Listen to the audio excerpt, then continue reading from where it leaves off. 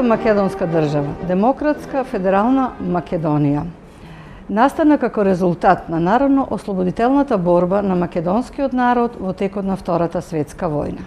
Главна сила која организираше и ја предводеше оваа борба беше Комунистичката партија на Југославија, односно Комунистичка партија на Македонија, формирана како дел од Југословенската партија во февруари 1943 година и нејзиниот прв централен комитет формиран на 19 март 1943.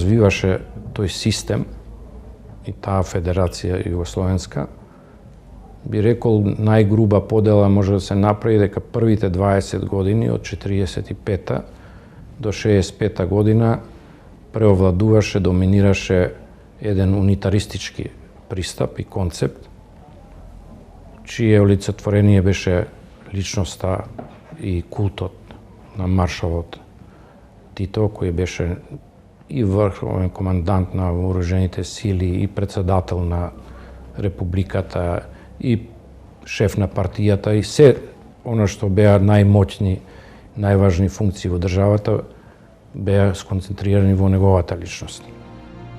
Во рамките на ова историско време, во првиот момент особен печат дадоа личностите кои се вградија во создавањето на современата македонска држава, а пред се асномските дејци. Имено, Македонија како држава се конституира на 2 август 1944 година со решенијата на првото заседание на АСНОМ. Тие биле донесени врз основа на одлуките од второто заседание на АВНОЙ од 29 ноември 1943 година, со кои право на државност им се признаваше на оние народи кои немаа свои матични држави надвор од границите на Југославија. Без snažne i sretne Jugoslavije ne može biti i snažne i sretne Hrvatske. Ne može biti snažne i sretne Srbije, Slovenije, Makedonije, Crne Gore, Bosne i Hercegovine. Решението за прогласување на АСНОМ за законодавно и извршно тело на македонската држава, извршен орган на македонската држава, е без сомнение најзначајниот документ. И сите тие личности кои што се вклучија во неговото донесување треба да се оценуваат како важни личности за македонската историја, за македонската државност. Асномските дејци во најголем број ги сметаа авнојските одлуки како позитивен и голем чекор кон целосно решавање на македонското прашање, односно негово обединување под покривот на Титова Југославија. Но дел од пројугословенските комунистички кадри, под влијание на Политбирото на Централниот комитет на КПЈ, ќе застанат на становиштето дека авнојското е конечно решение на македонското прашање. Всушност, на прашањето како да се реши македонското прашање, парцијално во рамките на Југославија или преку обединување во поширок балкански контекст, дојде до првиот расцеп помеѓу македонските лидери во комунизмот. На првото заседание на АСНОМ беше избран президиум на чело со Методија Андонов Ченто. Основни задачи на овој президиум беше да ги воспостави институциите и нормалното функционирање на новата македонска држава. Во составот новој президиум имаше кадри од различна социјална структура, но и кадри кои беа со различна идеолошка определба.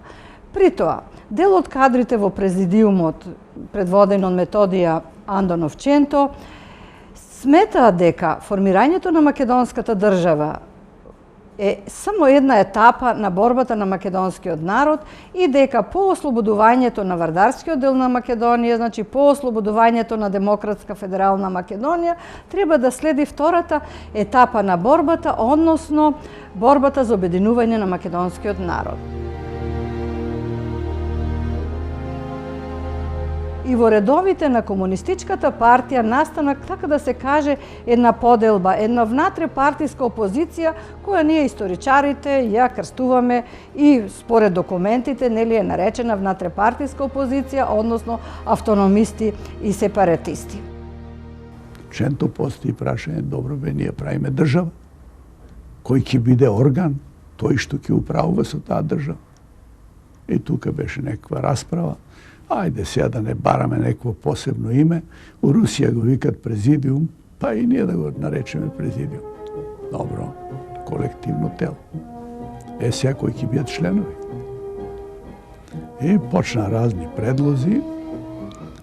По едно време Страхил Гигов дигна два прста. Ченто, ја имам еден предлог. Кој? Во президиумот да влезе Видое Смилевски Бато. Абе, кој ти е тој? Абе, викат, како не знаеш, тој е голем комунист. Чути он ништо.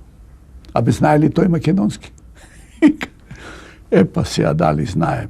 Меша малку, ама таму неговите отишле пред Илинденското восстание, Белград се населиле, имале кафена.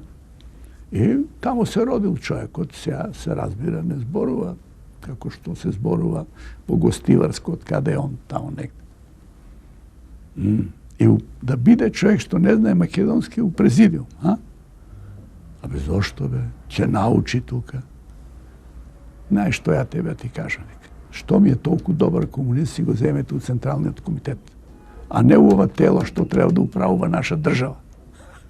Овој се жаши човекот. А он член на иницијативниот одбор од Политбирото да гледа ние да не збркаме нешто.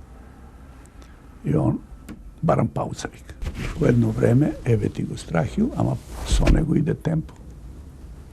А па он како беше, оние чекори негови, голема сила, па смееш ли него да му се спротивставиш? Дојде и застанат за Ченто, а вие така, овој Бато, него примате у президиум. А Ченто ни глава да обрне. Слушај, другар темпо, ти не си член на овој форум. Вика, немаш право на збор. Овој не може да дојде на себе, се црви целиот. Се сврте и вика, чета да ми се формира, ќе си одам одма Србија. Добро, вечерта, пред да вечераме, не собраа сите нас од иницијативниот одбор и мислам да беше Борко Темелковски ни саопшти дека е образована комисија да утврди одговорноста наша заради националистичко скршнување. Главниот, тој што ни испитуваше, беше Видое Смилевски Бато. Него го назначиле, кои се другите членови не ни кажаа. Утента сабајле од 8 саат почна он еден по еден. Да ги прашува, зошто ти беше против и така натаму. Знаеш ли што значи тоа? Вечерта па не собра. Ченто, строг укор пред исклучување. И поред почна за мене строг укор. И останатите. Ова беше едно од тие работи кои темпо не можеше да ги издржи. Значи, мојот примат овдека паѓа во вода ако првиот човек на власта така и така вели. И сега настана еден судир меѓу овие пролетарски трибуни и овие патриотски трибуни во президиумот. И ЦК почна да се сомнева. И на една седница на ЦК во летото 45-та година. Оценета е таа цела група со Ченто, Влахов Старио, Влахов Младио, Киро Глигоров, Лазар Соколов, Каджи Панзов од Пирудзе, Павел Шатев, како антипартска група. И дадена е директива да се следи доле во организацијата, сигурно и на органите на безбедност. И тогаш настанува еден судер. Методи Андонов Ченто, личност со огромен авторитет меѓу македонскиот народ, прекален во борбите против тугите асимилации и владење на Македонија. Ченто се приклучува како непартиен во главниот штаб на НОП и ПОМ и како председател на иницијативниот одбор за свикување на АСНОМ одиграл една од клучните улоги во воспоставувањето на темелите на современата македонска држава. Набрзо ќе стане жртва на сопствените политички убедувања, пред се на барањето за поголема самостојност на републиката во однос на федерацијата, заради заложбите за правото на самоопределување до одцепување, критиката на репресивните мерки на спрегата партија ОЗНА и така натака. Заради што во ноември 1946 година во монтиран политички процес е осуден на 11 години строг затвор.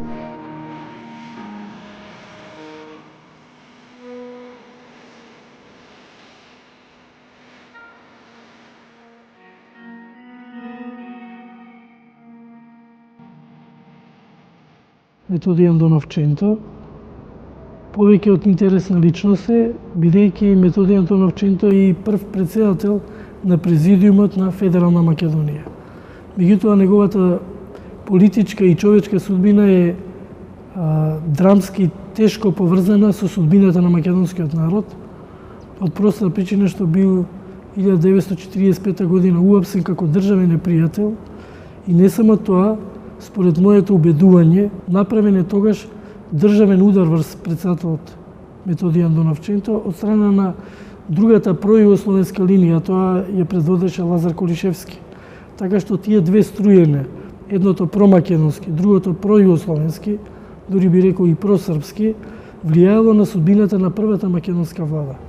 За подпредседатели на АСНОМ беа избрани двајца предвоени национални борци – Панко Брашнаров и Емануел Чучков. Панко Брашнаров, учител од Велес, народен трибун и деец на ВМРО Обединета, трагично умира на Голи оток во јули 1951 година како приврзаник на Советскиот сојуз. Панко не подлегна на раководните структури, односно на номенклатурата на партијата и изразуваше свое мислење по проблемите што се однесуваат до македонското национално битие, до македонската национална револуција, особено во периодот на 24-25 година, кога меѓу Централниот комитет на Комунистичката партија на Југославија и Покрајнскиот комитет на Комунистичката партија за Македонија дојде до спор во поглед на перспективата и развојот на македонското национално револуционарно движење и Панко не ја прифати директивата, заправо не прифати рестриктивниот однос на Комунистичката партија на Југославија кон македонското национално движење. Таква судбина се случува кон цело раководство на владата тогашна на Федерална Македонија, меѓу кои и Павел Шатев, доктор на науки, министер за правда, исто осуден е Кирил Петрушев, министер за внатрешни работи и ред други личности кои сега тек се познати во македонската историја и се обелуваат.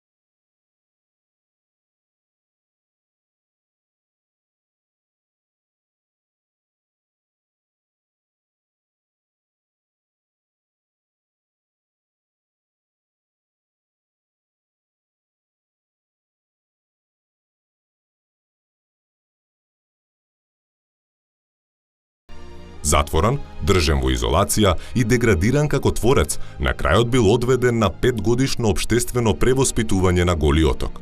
Животот го завршува како политички дисидент во Бугарија, овенчан со славата на бугарски академик. Цветко Узуновски, шпански борец, комунист, учесник во НОП, кој во периодот до 1953 година игра една од клучните улоги во спроведувањето на прогонот и затворањето на политичките неистомисленици. Компрометиран со бројни афери, бил сменет од функциите, но и понатаму ги уживал сите државни благодети на учесник во НОП. Богоја Фотев, земјоделец, припадник на комунистичкото движење, бил тргнат од функциите заради приврзаноста кон Советскиот сојуз и Сталин во 1949 година. Михајло Апостолски, командант на главниот штаб на НОФ и ПОМ, подоцна добил чин генерал, а по предвременото пензионирање се занимавал со историја. Станува академик и на 2 наврати председател на Македонската академија на науките и уметностите. Страхил Гигов бил припадник на комунистичкото движење меѓу двете светски војни, еден од организаторите на НОП и член на Централниот комитет на КПМ. Доследно ја следел пројугословенската струја во Македонија и одиграл една од клучните улоги во политичката дисквалификација на Методија Андоновченто. Обавувал високи партиски и општествени функции за време на социјалистичка Југославија. Имал голема политичка моќ како еден од најдоверливите соработници на Лазар Колишевски. Петре Пирузе Мајски, правник, припадник на комунистичкото движење, легендарен партизански командант од НОП во Западна Македонија.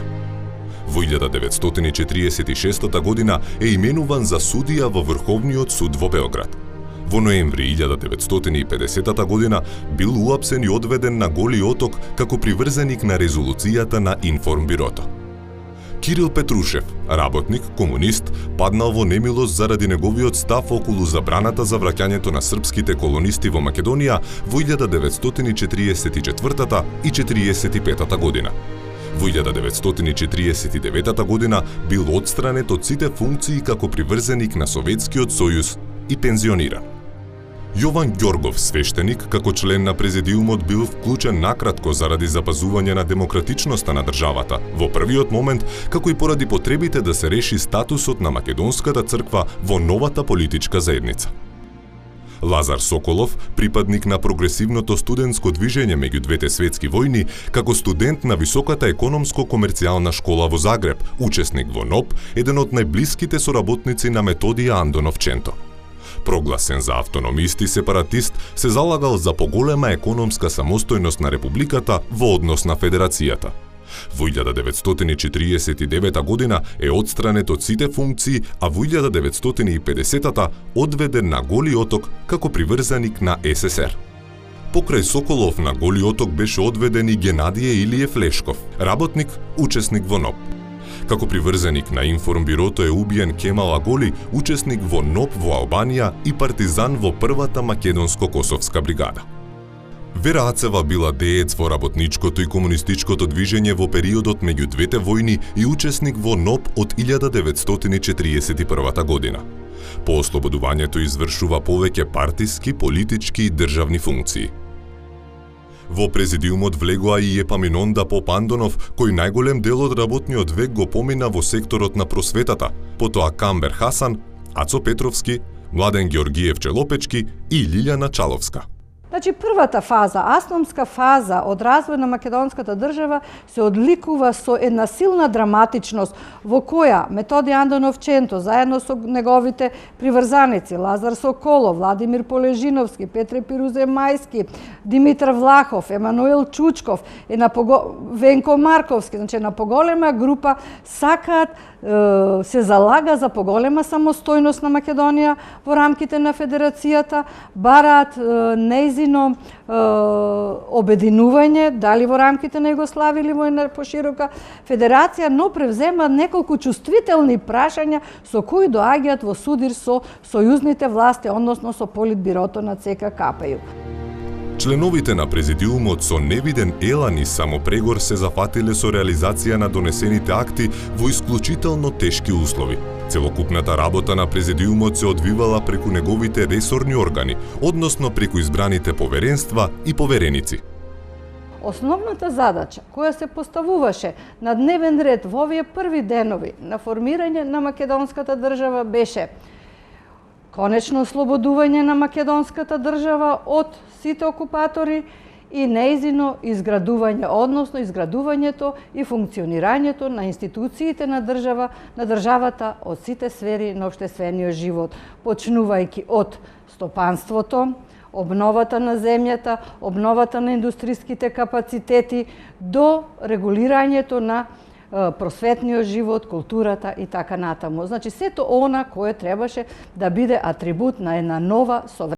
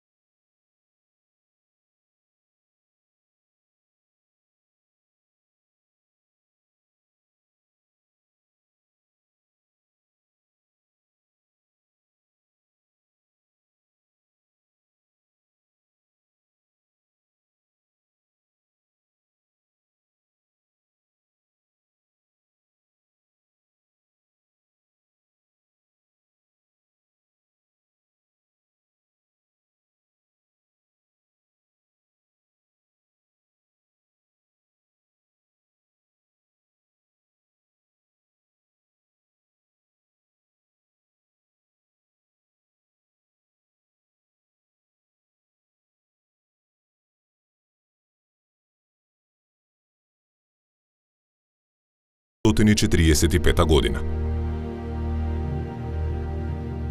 Уште од почетокот на 1945 година е побарано од страна на македонското раководство, од страна на президиумот на АСНОМ, да се преиспита самиот президиум на АСНОМ, неговиот состав и неговата улога како највисоко законодавно и извршно тело.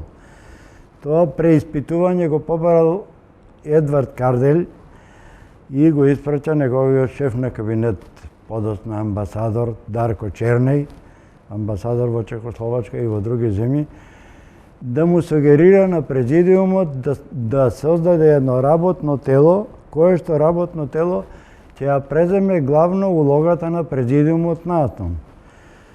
Тоа работно тело всушност одигра улога на ревизор или ги лимитира правата на президиумот на АСНОМ и обврските и одговорностите со тоа што се формира тоа работно тело главно од ресорите за стопанство, а за негов председател беше поставен, сигурно не беше избран, Лазо Колишевски како човек лојален на југословенската линија на градењето на односите во државите или всушност во државите да се создаде една линија која што ќе биде извршител на сојузната линија на органите на власт.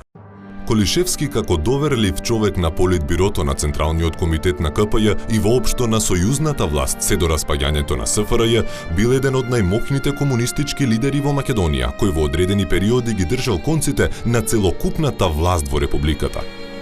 Роден е во Свети Николе во 1919 година, но добар дел од својот живот го поминува во Србија, каде се вклучува во комунистичкото движење. Член на КПЈ од 1935 до 1941 бил организационен секретар на окружниот комитет на КПЈ за Крагуевац. По распадот на Кралството Југославија во 1941 со одлука на Централниот комитет на КПЈ бил испратен на партиска работа во Македонија. Се судрил со тогашниот секретар на Покраинскиот комитет на КПЈ за Македонија, Методија Шаторов Шарло, по неколку партиски прашања и прашања за водење на оружената борба во Македонија. Успеал да го елиминира Шарло и да ја запечати неговата историска улога со исконструирани негативни оценки се до распадот на комунизмот. Во септември 1941 година е именуван за организационен секретар на новиот покраински комитет на КПЈ за Македонија, а во почетокот на истата година бил уапсен од бугарската полиција во Охрид. Бил осуден на смрт и помилуван, така што затворска казна издржувал во затворот во Плевен. Таму останал до превратот од 9 септември 1944, кога власта во Бугарија ја презел татковинскиот Отечествен фронт. Во 1943 година, во отсуство е избран за секретар на новоформираниот Централен комитет на КПМ во Тетово. Во отсуство е избран и за делегат на Авној и делегат на Асном. Подоцна станува член на Президиумот и негов подпредседател, како и председател на работното тело на Президиумот на Асном. На 16 април 1945 на третото заседание на Асном станал прв председател на Народната влада на ДФМ и на таа функција останал се до 1953 година.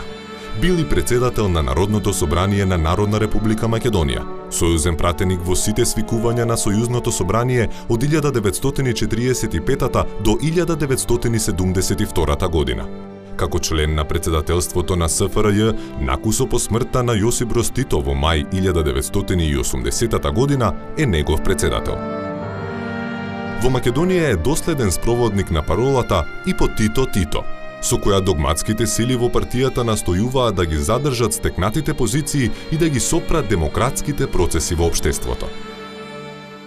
Со изборот на првата народна влада на Македонија на 16 април 1945 година на третото заседание на Асном, сушност почнува тој нова етапа во развој на македонската држава, односно период во кој се повеќе се таблира комунистичката идеологија и почнува класното расчистување со наводните класни непријатели. Бидејќи на чело на ова влада е поставен Лазар Колишевски, политичкиот секретар на Комунистичката партија на Македонија, кој со превземање и на владата на Македонија добива голема политичка моќ. Се создаде еден култ, прво култот на Тито, а второ и култот на Лазо. Не беше непознато тоа да се скандира името на Тито и името на Лазо, се до 53-54 година.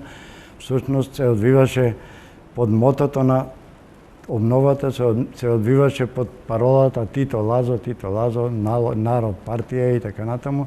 Сето тоа се одвиваше со цел да се создаде еден култ, да се мотивираат масите, да им се верува во раководителите, иако за тоа се крие и некои идеи кои што не беа докрај испитани или не беа докрај елаборирани и политички прифатени од македонскиот народ и посебно од македонското раководство.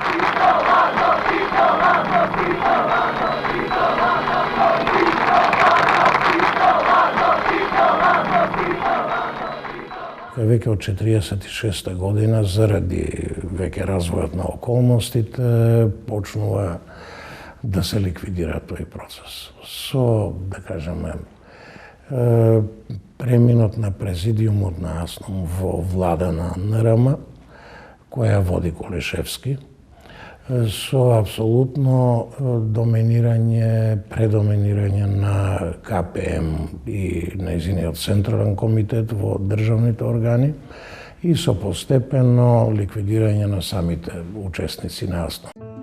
Кон крајот на 1946 година, по углед на уставот на ФНРЈ од почетокот на истата година, беше донесен и првиот устав на Народна република Македонија, со кој беше утврден карактерот на државата и обликот на нејзиното уредување.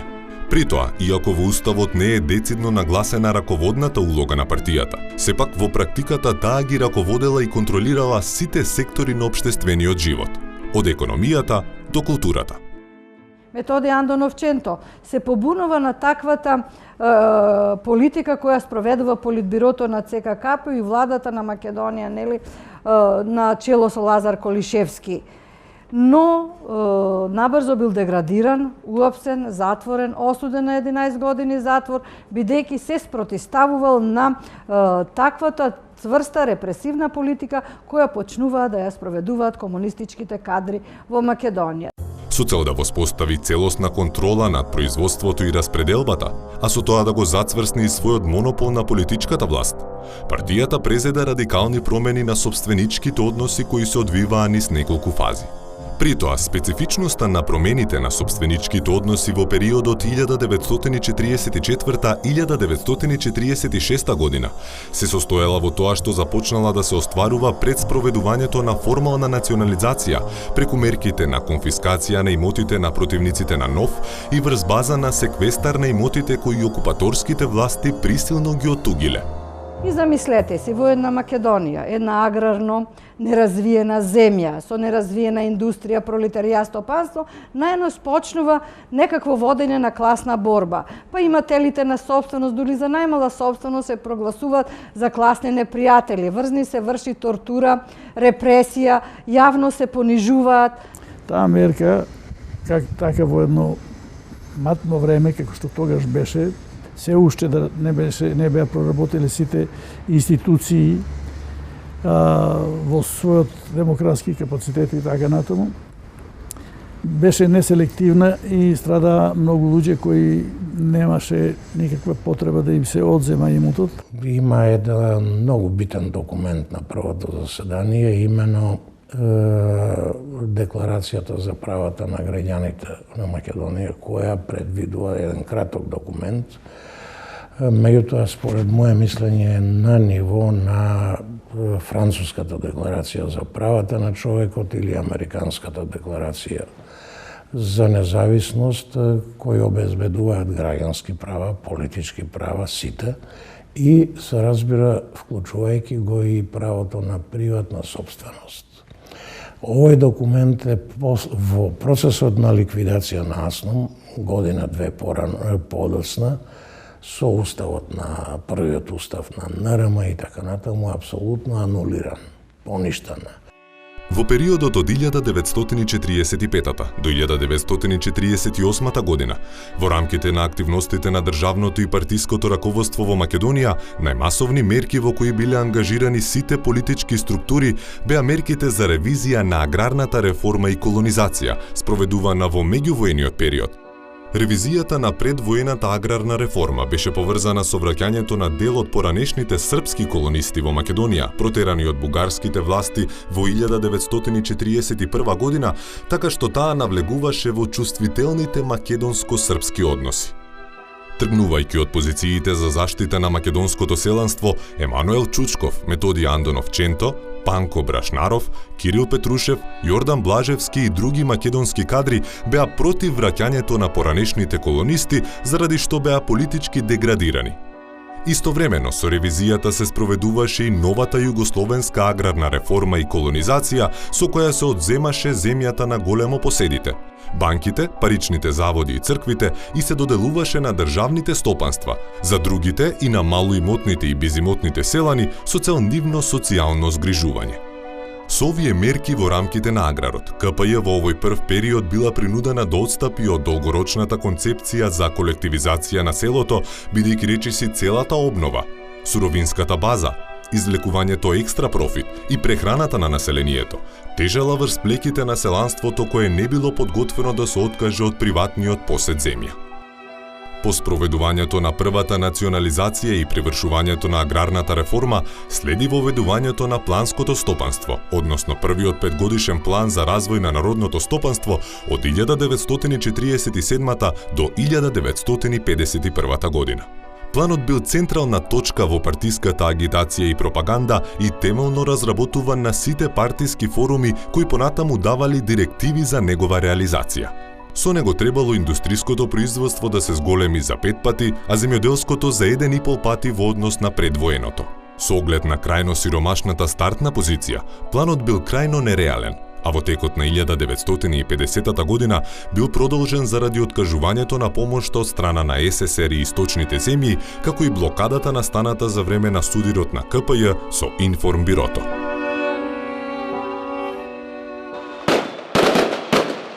Од 19 до 24 декември 1948 година се одржал првиот конгрес на КПМ во еуфорична атмосфера на прифаќањето на директивите на петиот конгрес на КПЈ одржан во јули истата година.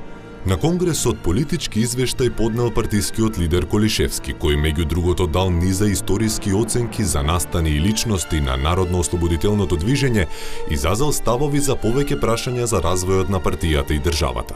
Во овој период несомнено тој бил најмоќната политичка личност во Македонија, како прва личност на партијата и владата, со што се обезбедувал примат на партиско раководење.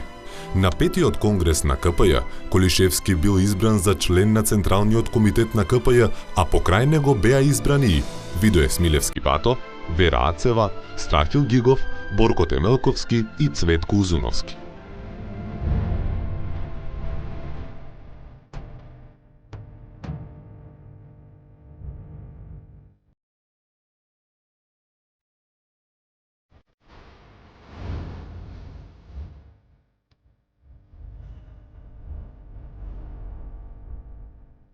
Почетокот на 1948 година е започната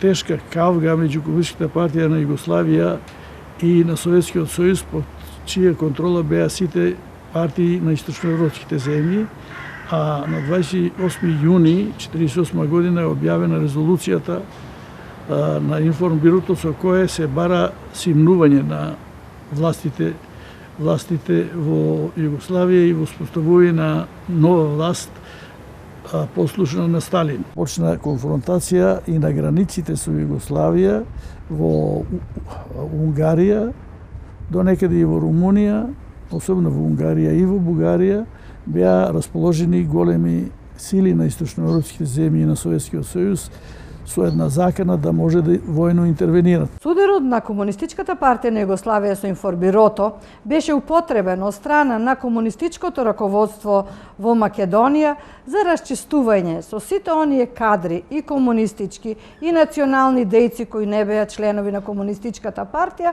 но кои има поинакви политички и идеолошки погледи во однос на линијата на Политбирото на ЦК-КПУ. Значи, сето ова, целиот овој судир послужи како повод тие да бидат или политички дисквалификувани, или дел од нив и физички ликвидирани. Во недостаток на развиена демократска култура и демократски вредности, се разбира, настапи една доста хаотична ситуација околу утврдувањето на одговорноста, вистинската определеност на многу луѓе и така беа во хајката против информбироците беа затварани на Голи оток и од другите, мислам, 7 логори беа вкупно и луѓе кои не биле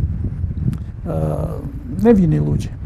Спроведувајќи економски санкции, СССР и информбировските земји ја откажаа ветената стопанска помош на Југославија, со што се одложи и реализирањето на првиот 5-годишен план. Под заканата дури и од воена интервенција, југословенското раководство го пренасочи планот. Така, веќе постојните индустријски капацитети во поразвиениот север на Федерацијата се зајакнуваа, а Македонија како земјоделско подрачје била претворена во сировинска база. Ваквата ориентација беше катастрофална за македонската економија, ако се земе предвид постоењето на ножици на цените, односно диктирање далеку повисоки цени на индустриските во однос на земјоделските производи заради извлекување екстра профит од земјоделството. А тој екстра профит беше потребен за индустријата на север и за зголемените воени потреби на државата.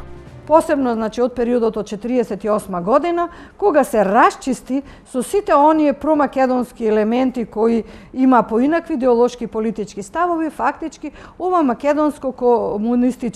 македонски комунистички лидери во најголем степен без поговор ги спроведува директивите на Политбирото на Централниот комитет на Комунистичката партија на Југославија.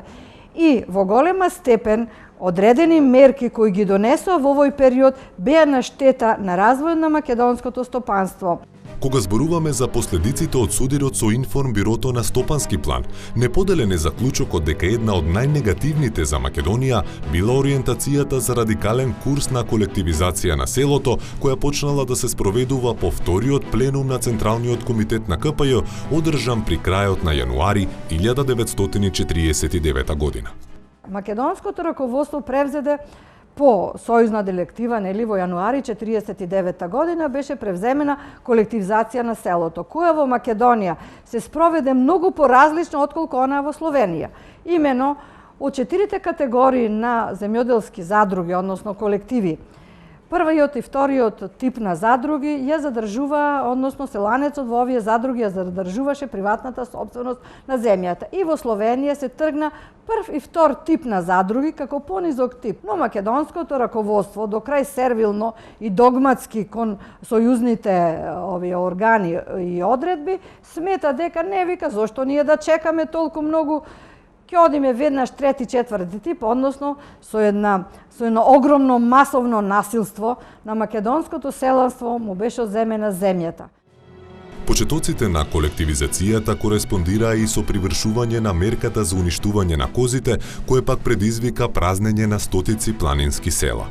Така може да се каже дека аграрната политика до 1953 година представува најголемото промашување на лидерите на комунизмот во Македонија, за разлика од Словенија, каде селанството ја сочувало својата приватна собственост, а селата биле урбанизирани и сочувани од депопулација. Силно погодени од сталинистичките методи на меѓународен план, југословенските раководители превзема и мерки за реформирање на југословенскиот комунизам, односно за напуштање на бројни модели кои беа применувани во стопанскиот и политичкиот живот, а кои беа директна копија на советскиот комунистички систем. Во овие рамки најпрво дојде до реформи во рамките на Комунистичката партија на Југославија, која на 6-тиот конгрес во 1952 година се преименува во Сојуз на комунистите на Југославија и се прогласи дека оваа партија повеќе нема да има раководна улога во државата, туку ќе има идејно насочувачка улога, која беше само декларативна, еден декларативен проглас, бидејќи до крајот, до распадот на федерацијата, уствари до распадот на таа партија, таа секогаш ги држеше сите конци на власта и на контролата и на насочувањето на општествено-економскиот живот во државата. На 13 јануари 1953 година беше донесен уставен закон за основите на општественото и политичкото уредување на ФНРЈ и на сојузните органи на власта. И покрај обидите за децентрализација на системот, со уставниот закон дошло до засилување на сојузниот законодавен централизам.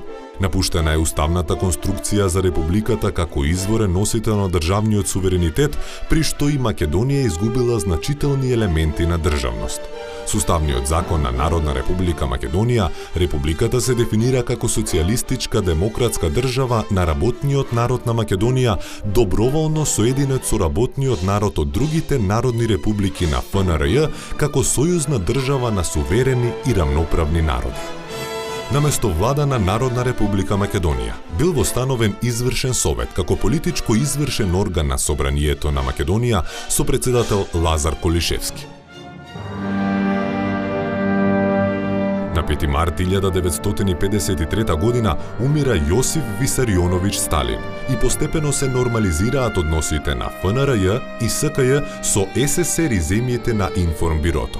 Започнува нова фаза во југословенската историја, која ќе најде свој одраз во Македонија и во ангажманот на незините лидери, особено на планот на индустриализацијата на Народна република Македонија, на издигнувањето на просветата и културата и изградбата на бројни инфраструктурни објекти во сите општествени дејности. Кога зборуваме за континуитетот во дејствувањето на македонските личности, историски личности за овој период 43-53, сигурно треба и да се одаде некое признание за тоа дека сепак тие дејствувале во еден сложен период и дале своевиден придонес за конституирање на македонската држава, за нејзино понатамошно функционирање и за развојот на животот во таа држава и за нејзиното